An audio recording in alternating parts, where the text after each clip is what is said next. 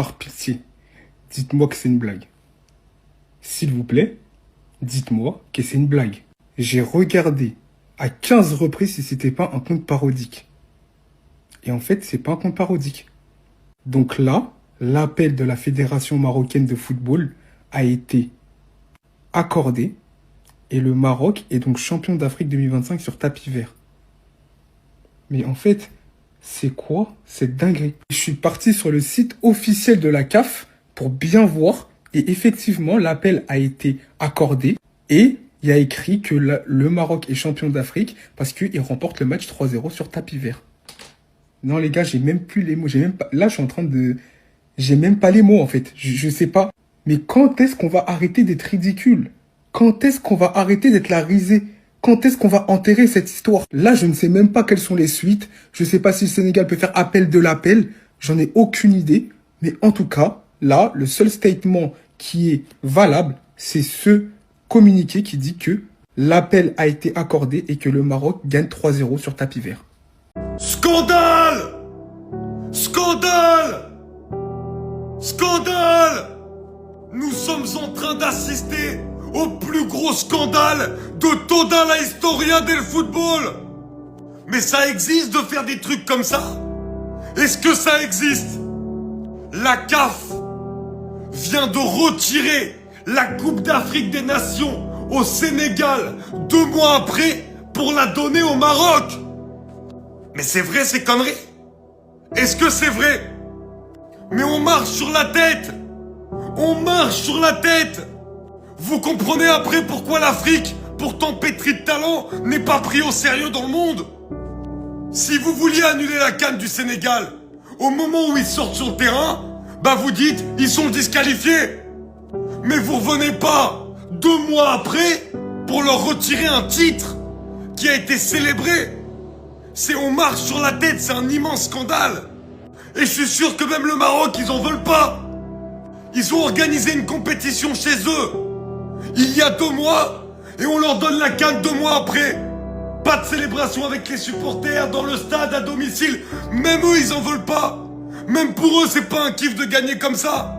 Je suis désolé, mais sur le match, et on a vu la finale, oui, il y a eu le geste de quitter le terrain, ce que vous voulez, fallait réagir à l'instant T. À partir du moment où tu dis rien, tu laisses jouer une prolongation, où le Sénégal a été meilleur, le Sénégal mérite sa Coupe d'Afrique, 1 point c'est tout. Nous assistons ce soir au plus gros scandale de toute l'histoire du football.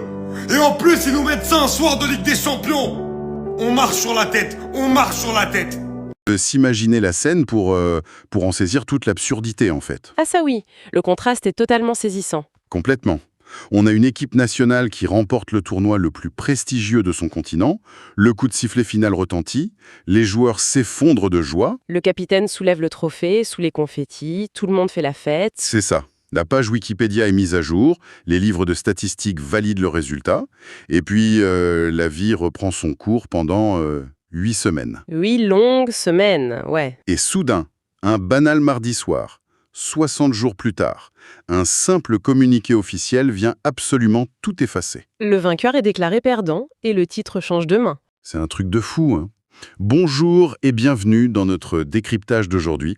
Nous avons sous les yeux un document source fascinant, un compte-rendu d'actualité qui relate très exactement ce scénario.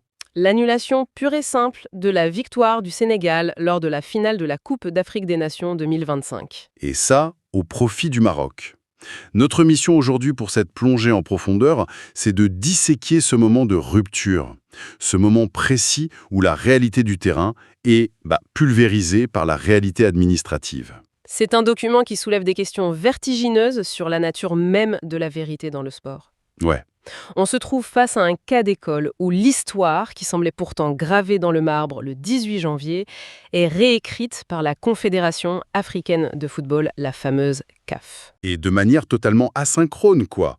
Ce qui frappe d'emblée à la lecture de ce texte, c'est le champ lexical utilisé. L'auteur ne se contente pas de rapporter un petit fait administratif de routine. Non, il sort les grands mots. Exactement. Il parle de coup de tonnerre, de tremblement de terre, d'une décision sans précédent.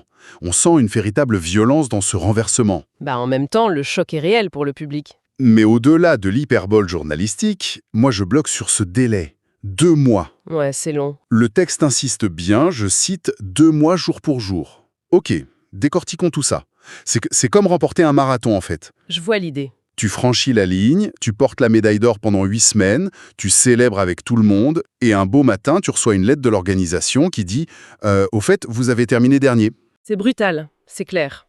Si l'on relie cela à une image plus large, c'est vraiment le poids psychologique d'une telle annulation qui est mis en avant dans la source. C'est-à-dire, Le texte insiste sur le fait que le titre est, je cite encore, « enlevé depuis les bureaux ». Ça marque une rupture totale. ah ouais, la réalité du gazon contre le pouvoir de l'institution. Tout à fait. Sur le terrain, l'arbitre a quelques secondes, voire quelques minutes avec la vidéo, pour prendre une décision. C'est le temps de l'action. Le temps du sport, quoi. Voilà. Mais dès lors que l'on quitte la pelouse pour entrer dans le domaine réglementaire, on bascule dans le temps de la procédure. Je comprends la nécessité d'une procédure, hein, mais on parle de l'événement phare de tout un continent. C'est pas un petit match de quartier, c'est sûr. Bah oui, ne me dis pas qu'une instance comme la CAF n'a pas les moyens d'accélérer un processus quand le titre de champion est en jeu.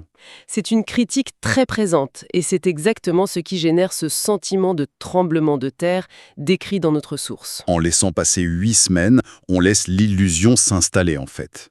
La mémoire collective a déjà enregistré le Sénégal comme champion. Sauf que, et c'est là que le droit intervient, la précipitation est le pire ennemi de la justice sportive.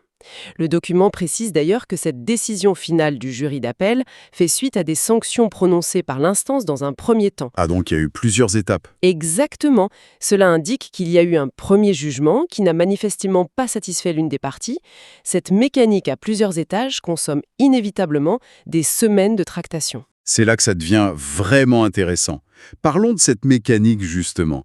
Comment une instance peut-elle effacer le score d'une finale ? Tout part d'une action juridique. Ouais, le document détaille ça. Ce n'est pas la CAF qui s'est réveillée un matin avec des remords. L'appel est introduit par la Fédération royale marocaine de football, la FRMF. Qui conteste probablement les premières sanctions jugées insuffisantes. Et la conclusion de ce jury d'appel de la CAF est radicale. On ne demande pas de rejouer le match. On ne retire pas simplement le trophée pour le laisser vacant, genre année sans vainqueur. Non, le Sénégal se voit attribuer une défaite par forfait. Ce qui veut dire que le Maroc est déclaré vainqueur sur tapis vert, et avec un score spécifique, 3-0. Ce qui est fascinant ici, c'est la mécanique de la bureaucratie. Face au règlement, le résultat physique du 18 janvier n'existe plus légalement. Il a été écrasé. Mais c'est d'une étrangeté absolue. Tout le monde connaît le concept de victoire sur tapis vert pour un match de poule obscur parce qu'un joueur suspendu est entré sur le terrain. C'est assez courant, oui. Mais l'appliquer à la finale de la CAN, rétroactivement, c'est une autre dimension.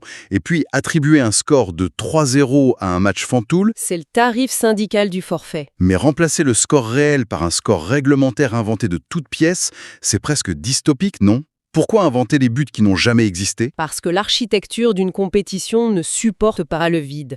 Les règlements disciplinaires sont construits sur des algorithmes stricts, tu vois, pour garantir l'équité globale. Même pour le dernier match du tournoi, hein.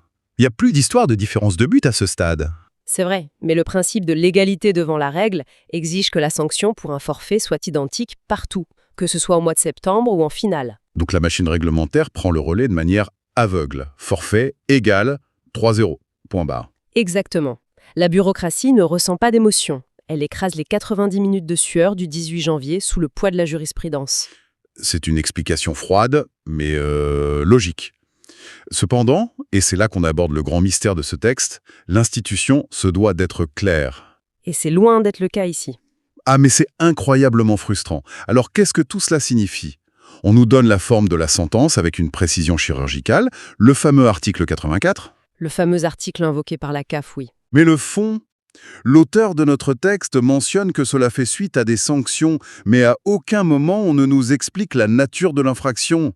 Rien du tout. Pourquoi le Sénégal a-t-il été sanctionné ? Y a-t-il eu une fraude sur l'âge ? Un problème de dopage ? Une erreur administrative ? Le texte ne dit absolument rien.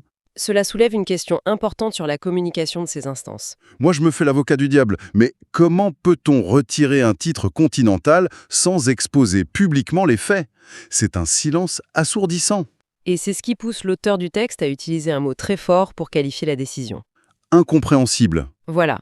En fait, on a une communication purement juridique. La CAF invoque froidement l'article 84 sans donner le moindre contexte sur les fautes commises. Ce qui crée forcément un sentiment d'opacité totale pour le public. Et d'injustice. Le public n'est pas programmé pour accepter un 3-0 qui sort de nulle part, juste parce qu'un communiqué cite un numéro d'article. Le cerveau humain a besoin de narration. Sans l'histoire de la faute, il n'y a pas d'histoire de justice, en fait. Il n'y a qu'une démonstration de pouvoir. C'est hyper bien dit, et je trouve ça dingue de demander au monde entier de patienter sans savoir pourquoi le champion d'Afrique a changé du jour au lendemain. Ça nourrit toutes les théories du complot. Ça nous rappelle l'importance de garder un esprit critique face à des communiqués officiels qui changent le cours de l'histoire du sport sans fournir de récit complet. Bon, du coup, faisons une petite synthèse de cette exploration. Je t'écoute. On a un premier acte sur le terrain, la victoire initiale du Sénégal le 18 janvier. La réalité athlétique. Ensuite, un acte dans l'ombre, l'appel de la FRMF et les premières sanctions. La bataille juridique. Et enfin, le troisième acte, la décision de la CAF, 2 mois plus tard, d'inverser le résultat de la CAN 2025 en un 3-0 sur tapis vert pour le Maroc, via cet énigmatique article 84. Un résumé parfait de la mécanique décrite par notre source. Ce qui me laisse avec une idée finale assez provocatrice pour ceux qui nous écoutent et qui voudraient prolonger la réflexion. Vas-y. Si un résultat sportif majeur peut être entièrement réécrit des mois plus tard par un comité réuni autour d'une table avec des règlements et des avocats, alors le coup de sifflet final d'un arbitre sur un terrain a-t-il encore un sens absolu? C'est la grande question. Le sport moderne se joue-t-il désormais tout autant dans les plaidoiries juridiques que dans les performances physiques? On a vraiment l'impression que le tableau d'affichage n'est plus qu'une simple suggestion en attendant le verdict des bureaux. Ça donne le vertige, c'est sûr. Sur ce vertige administratif, merci de nous avoir suivis dans cette analyse et à très vite pour une nouvelle plongée au cœur de l'actualité.